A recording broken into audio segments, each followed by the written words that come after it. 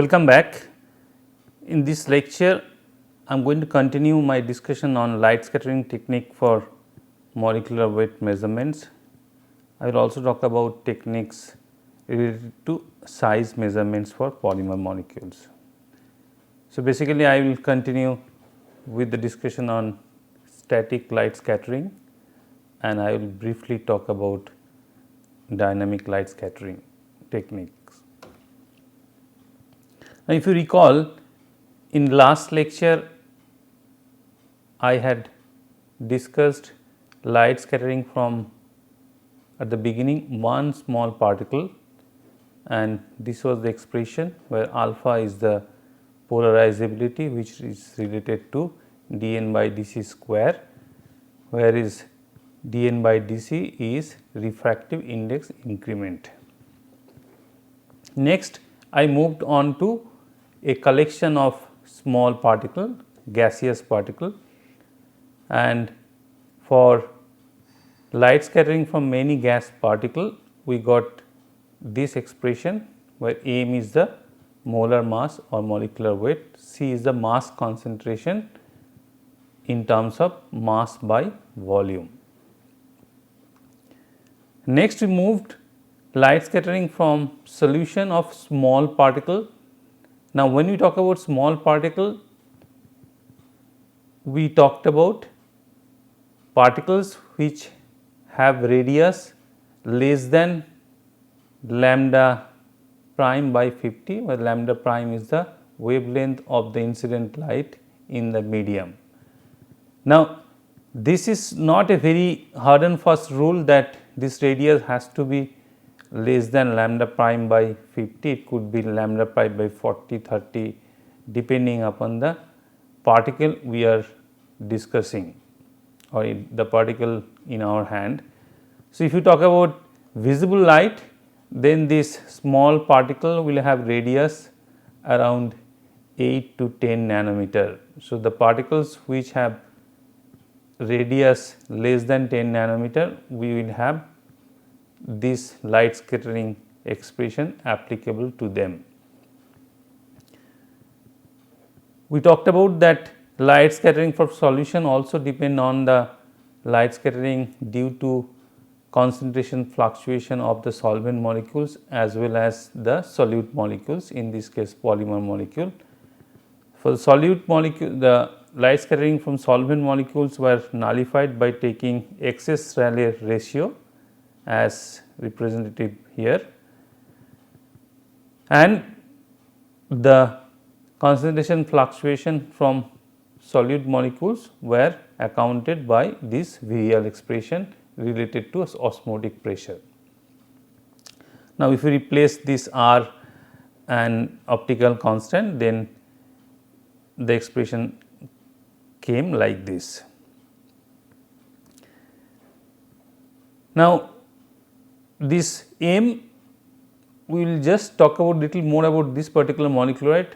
When you talk about polymer molecules, we have a mixture of molecular weights. So, in this case, which molecular weight, whether it is a number average molecular weight, weight average molecular weight, which molecular weight is applicable, that we will see now. So, for that we will consider a solution having very low concentration, approximately 0, near to 0, then that expression will turn out to be this.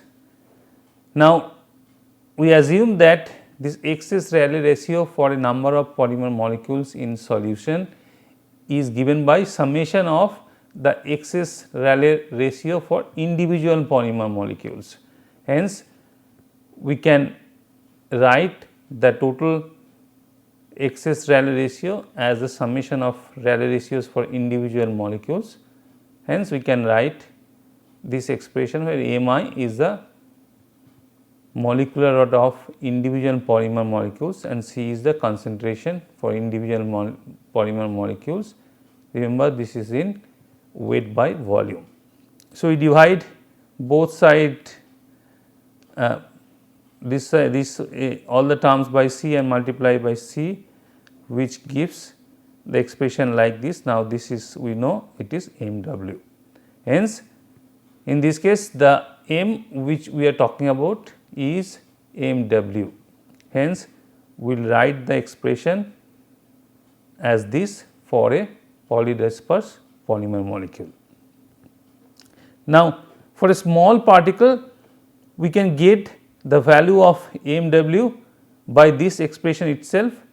If we make few solutions of that particular polymer having different concentration in the range of dilute polymer solution, and then plot Kc by delta R against concentration, then we will get the intercept as 1 by Fw and the slope would be A2, because if we deal with very low concentration solution, then these terms will be neglected. And this plot is known as Debye plot, and it is applicable for dilute solution and small particle. And when we make small particle, we mean particle which has a radius about less than 10 nanometer for visible light experiment.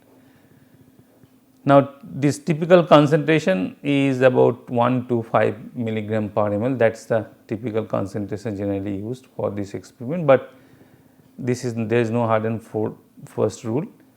We can vary this concentration depending upon our polymer solvent system, polymer molecular weight as well.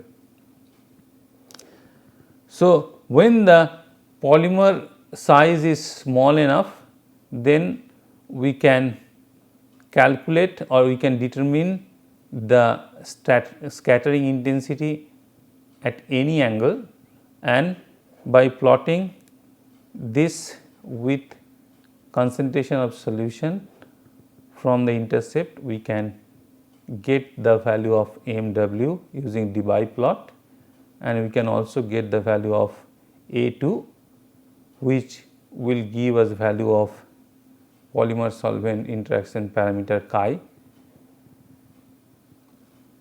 Now, next move to light scattering from large molecules in solution. Now, there are polymer samples which are very large, and what is the equation relevant for those systems which we will now discuss. Now, light scattering for large particle, large means as we discussed, it has to be greater than, the radius has to be greater than lambda dash or lambda prime by 50. If we have a large particle like we have shown here, in that case the scattering intensity or the scattered light from different part of this large molecule, in this case polymer molecule, will have different path length to cover. For this case, it has to cover this length plus this length, whether this part will cover this length plus this length.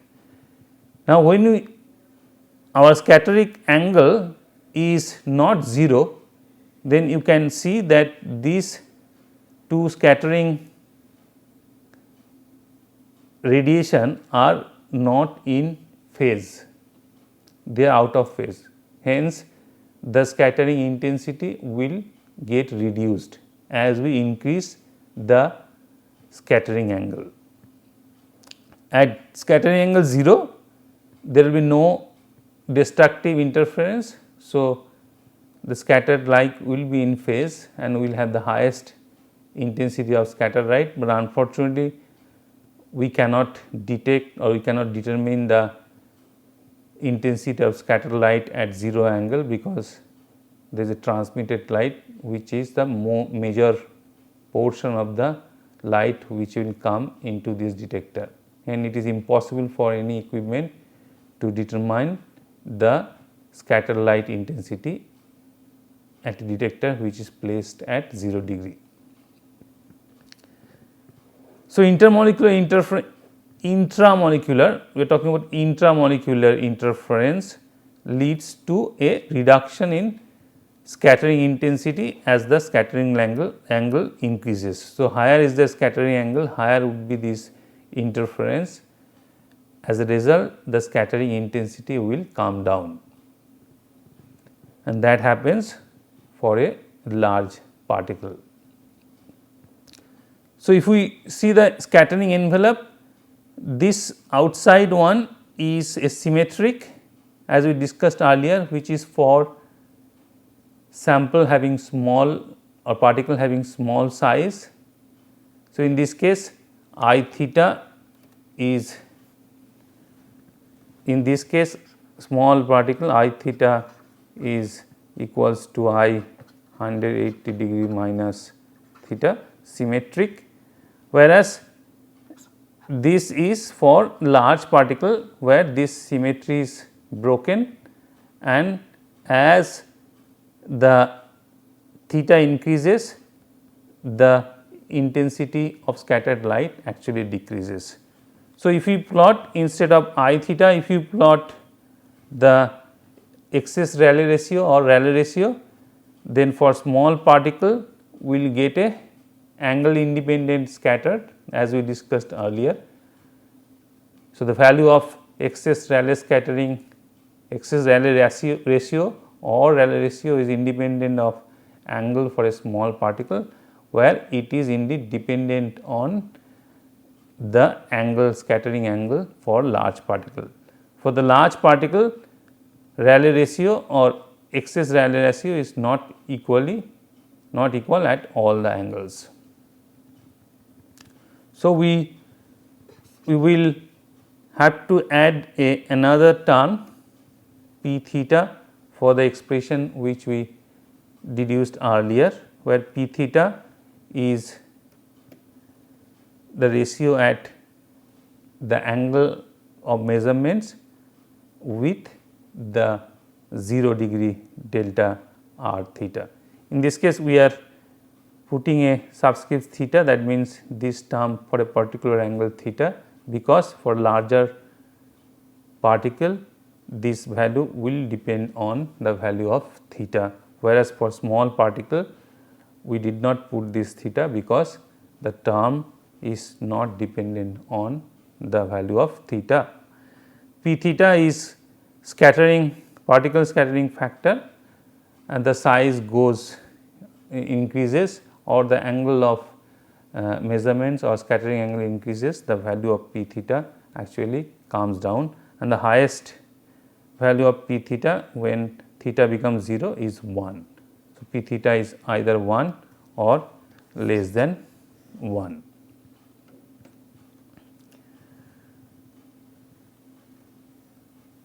So, we have now included in the expression for this value, we have now included a term p theta. Now, following Debye and Gwinner for a monoresponse Gaussian coil, we are not going into derivation of this expression, we can just write the expression for p theta, which is given by this, where this term is radius of gyration,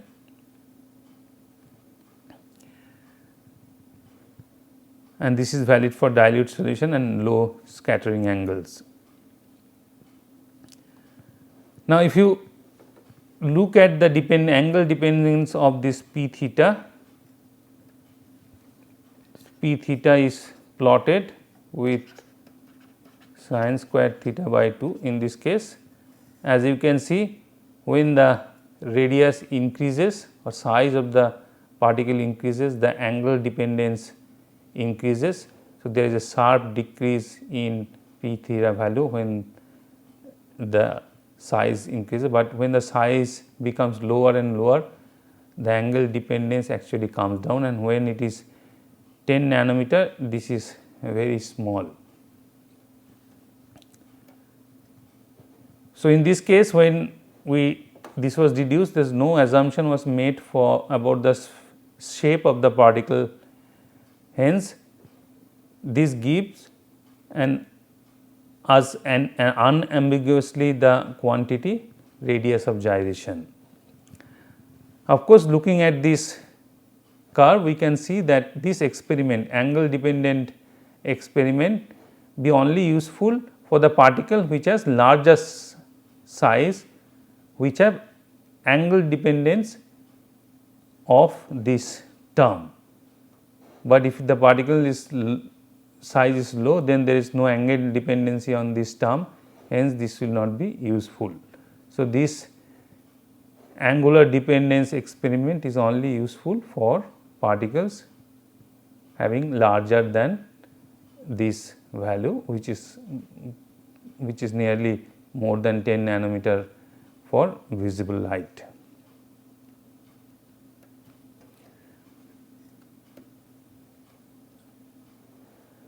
So, in last slide we showed about the size, how does it translate to actual polymer molecule, how the value. So, in this case again we plot p theta versus this is theta, the angle of measurement, and in this case you see that when this is polystyrene molecular weight, when the polystyrene molecular is below about 100 K, about below 1 lakh, then the angle dependency of p theta is very negligible. When the molecular weight increases, then the angle dependency comes or becomes significant. So, if we synthesize or if we deal with polystyrene molecule which is less than approximately 1 lakh molecular weight, then we do not need a angle dependent study. We can actually get the molecular weight information to a fairly accurate value by only using Debye plot, where we can just consider the scattering intensity at any angle.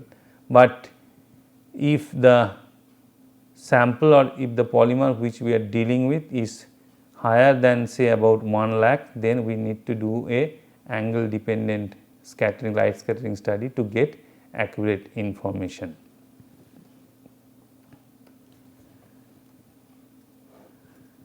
Now, so this is the expression, we finally have it in our hand, and we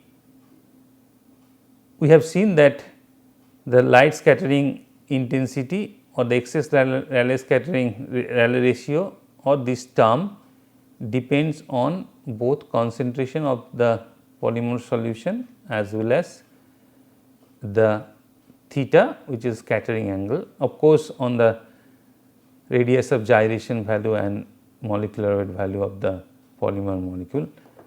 So, for analyzing the data, if we extrapolate to 0 concentration, then that will eliminate intermolecular scattering effect.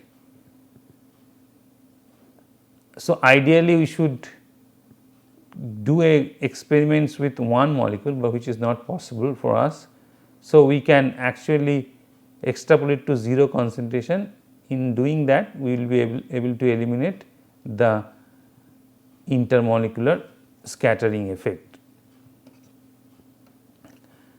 If we extrapolate to 0 angle, then we can eliminate the intramolecular scattering effect, and again ideally if we can do the experiment at 0 angle, then we can remove this intramolecular scattering effect as well, but as we cannot practically do a measurement at 0 angle, we need to extrapolate the scattering intensity at several angles to 0 angle to remove the intramolecular scattering effect.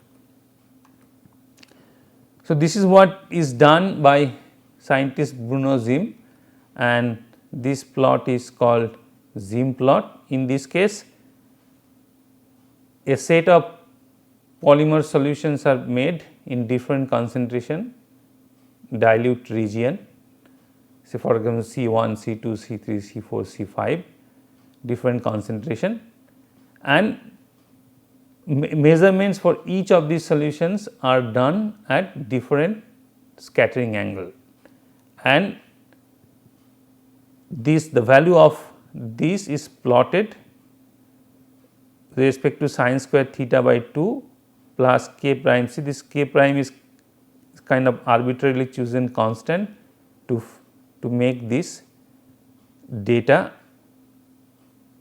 in a 2D matrix, and C is the concentration. So, these open circles, they are actually experimental data, and this filled circle, they are extrapolated data. So, if you, for example, if I go through this line and then extrapolate, this line would be for effectively 0 concentration and at different scattering angle. So, basically in this experiment I take a particular concentration solution and measure at different angle, take another concentration and take a measurement at different angle, similarly another concentration solution and take a measurement at different angle, and then we extrapolate to at 0 angle, each of this line extrapolate to 0 angle, and each of this concentration at a particular theta is extrapolated to 0 concentration. Hence, this line would be for 0 concentration and this line would be for 0 angle. Now, if you plot concentration 0 in this case, then this line will give us the information about radius of gyration, and if we have theta is equal to 0, then this term would be 1, then this line will give us information about A2, and intercept will give us the information about MW. So, from the intercept, which ideally should be intersection of theta is equal to 0 line and C is equal to 0 line, will give us 1 by MW. C is equal to 0 will give us information about radius of gyration, and theta is equal to 0 line will give us information about the second variance coefficient, hence the polymer solvent interaction parameter. Now, while doing the measurements, we have not taken or we have not made any calibration curve, hence these are absolute measurements. So, in these experiments we get the absolute values of MW, A2, hence the polymer solvent interaction parameter and radius of gyration. We can also find out some idea about the shape if we plot the p theta value at C tends to 0 and then plot with q square s, this should be this s, where q is the scattering vector.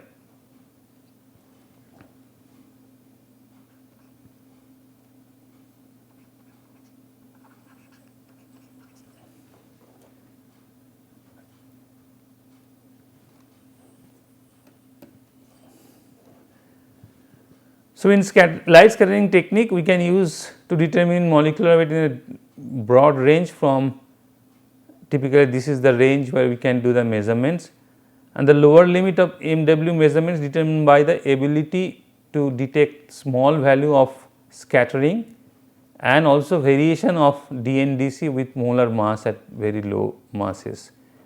Generally, in this till now we have not considered that dN by dC was dependent on the molecular weight. We have considered this to be constant, but at lower molecular weight range this may become dependent on the molecular, then that will limit the measurement, as well as from the lower molecular weight polymer the scattering intensity becomes low and low, hence there is a limit to which we can go down in terms of measurements of lower molecular weight.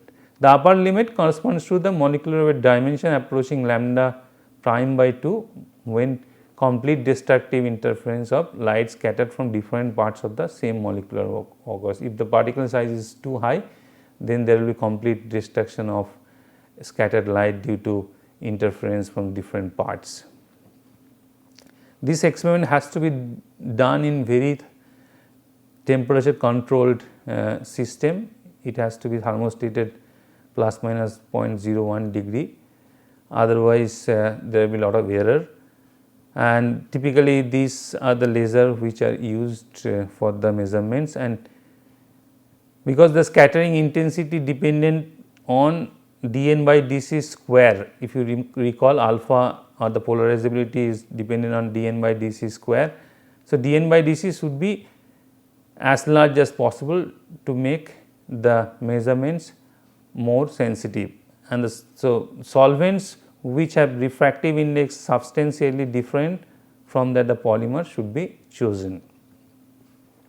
And of course, the value of dNdC at the wavelength of incident radiation must be known accurately at the temperature of measurement, and this is another important parameter, that samples must be dust free. If there are dust particles, then those particles will actually scatter more light than the actual polymer sample, and there will be lot of error in the measurement. Now, the light scattering detector actually measure in terms of millivolt, hence the detector output has to be also calibrated, the signal in terms of millivolt has to be converted to light scattering intensity, and for that a solvent with known light scattering intensity is used to calibrate the detector, and also the detector at different angle has to be normalized with respect to one particular detector, and for that 90-degree detector is taken, and one isotopic scatterer like polystyrene with 30,000 molecular weight, which is known to scatter symmetrically. And so, the signal from all other scattering angle are normalized with respect to 90-degree detector using a polystyrene of 30K sample.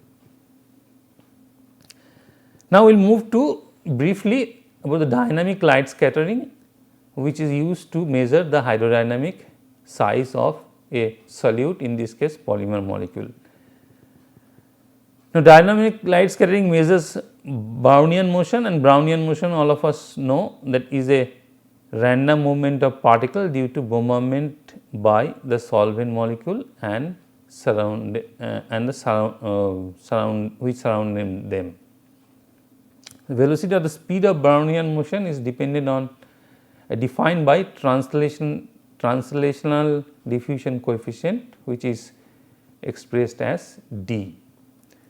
Speed of Brownian motion is influenced by particle size. Of course, the smaller is the particle, higher will be the Brownian motion, and the viscosity of the medium, higher will be the viscosity, slower would be the Brownian motion, and temperature will affect the velocity of the sample as well as the motion speed of the particle present. Hence, temperature needs to be accurately known due to its important viscosity. It can influence the viscosity, which can influence the Brownian motion, and it must be stable during a measurement to avoid any non-random convection current. Now, as we have seen earlier that in a light scattering experiments, the scattering intensity can be measured at different time, and the average intensity which is taken in case of static light scattering, whatever we are discussing now, but this fluctuation of intensity can be used to measure the translational diffusion coefficient in dynamic light scattering technique, and that is what we will discuss now in brief. So, as you can understand that if we have a small if we have a small particle, then the fluctuation will be higher, and if we have a large particle, then the fluctuation will be lower. In this case, y axis is I theta and x axis is time. So, with time the fluctuation will be higher for a small particle and fluctuation in the scattering intensity, because the Brownian motion speed is higher for smaller particle. Now, we can use this information and find out the translational diffusion coefficient by a method called autocorrelation analysis. So, in this case, this signal is correlated at different time, and in short the correlation coefficient is plotted with time. So, the smaller particle which will lose its correlation from initial signal. So, this is a correlation is 1. So, the value of this is 1. So, that means the with time there is no change in the signal, but as more fluctuation happen, which happens for small particle, then the correlation is lost at a lower time, and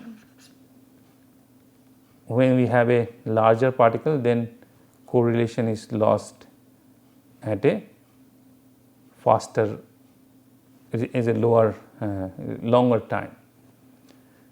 This is like if you basically, if we take I have a room with a fixed dimension and there are many people who are randomly moving around, and I have placed a camera on top and I am taking the photograph at different time. Now, if there are small kids, they will run around faster. So, the match between the photographs taken in different time will lose with the original photograph at much faster time, whereas if the person who are bulky nature or aged person, then they will move slower. So, the photograph at the beginning will have some similarity with time. It will take some more time than the kids to lose the correlation with the initial photograph. With this information, correlation coefficient with time, we can get the information of diffusion coefficient. So, this software can actually construct the time correlation function of the scattering intensity according to this expression, where I is the intensity, t is the time, and this is the time difference or the delay time. And this correlation function can be modeled like exponential function like this, where the terms are shown here, and most importantly d is the translational diffusion coefficient. So, using this correlation function we can get the value of d, and the diffusion coefficient are obtained from this expression by fitting the correlation function with a suitable algorithm. Now, d, once we get the d, we know the d of an isolated polymer molecule is related by frictional coefficient by Einstein equation using this expression, which I discussed earlier also. And this frictional coefficient of a spherical particle, rigid spherical particle, is given by Stokes equation as this for spherical particle. That is important, which is called the rigid spherical particle, where RH is the radius, hydrodynamic radius. So, we combine these two, we get this expression for RH, and this expression is called Stokes-Einstein equation. So, we define RH. RH is the radius of a hypothetical hard sphere that diffuses the same speed as the particle under examination. Now, the particles for which we did measure the dynamic light scattering that may not be exactly a spherical.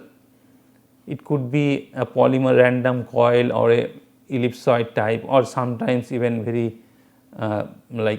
cylindrical type molecule. But RH means we are assuming that to be a hard sphere which has the same translational diffusion coefficient like the particles which under examination. So, please remember that this is a the value of RH which obtain from dynamic light scattering is the radius for a equivalent or hypothetical hard sphere which has the same translational diffusion coefficient as the particles which are examining. This is indicative of apparent size of dynamic hydrated or solvated particle. It does not provide any information about the shape. We can get information about the shape if we can accurately measure the radius of gyration from light scattering, static light scattering technique, and if we can get the value of hydrodynamic radius from dynamic light scattering by combining this static and dynamic light scattering technique, which can get some idea about the shape of the polymer molecule or other molecule. So, with this I come to end of this lecture, and I will talk about gel permeation chromatography in next lecture.